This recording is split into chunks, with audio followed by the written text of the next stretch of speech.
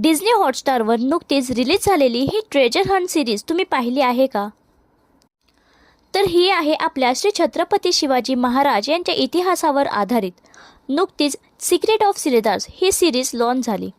महाराज आणि त्यांचे गुप्तहेर प्रमुख बहिर्जी नाईक यांनी गुप्त पद्धतीने लपवलेला एक रहस्यमयी खजिना, ज्यांची सुरक्षा आजही महाराजांचे शिलेदार आपल्या जीवाची बाजी लावून करत आहेत.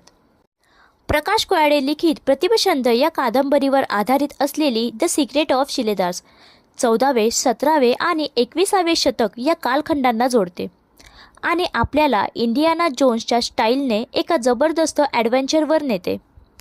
तसंच महाराजांच्या इतिहासावर आधारित वेगवेगळ्या गोष्टींचा उलगडा देखील करते. ही सिरीज जरी हिंदीत असली ना तरी ती आपल्या मराठी मातीशी जोडलेली आहे. आदित्य सरपोतदार यांच्यासारख्या अस्सल मराठी डायरेक्टरने ती डायरेक्ट केली आहे.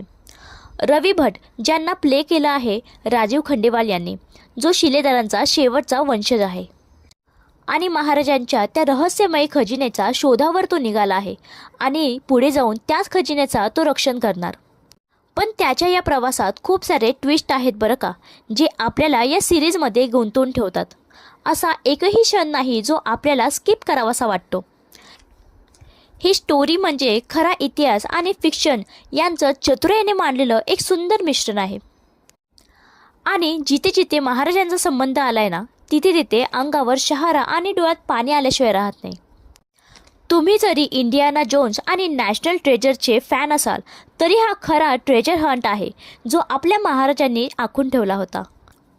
फक्त मराठी माणसाने नाही तर प्रत्येक भारतीयाने पाहावी अशी ही सिरीज आहे. सिरीज कशी वाटली हे आम्हाला कमेंट करून नक्की कळवा.